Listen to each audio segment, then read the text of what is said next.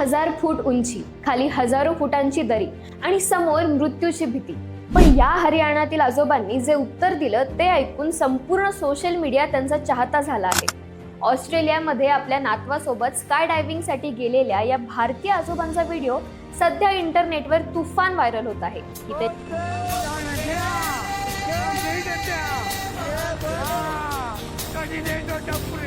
ही त्यांची दुसरी sky diving होती.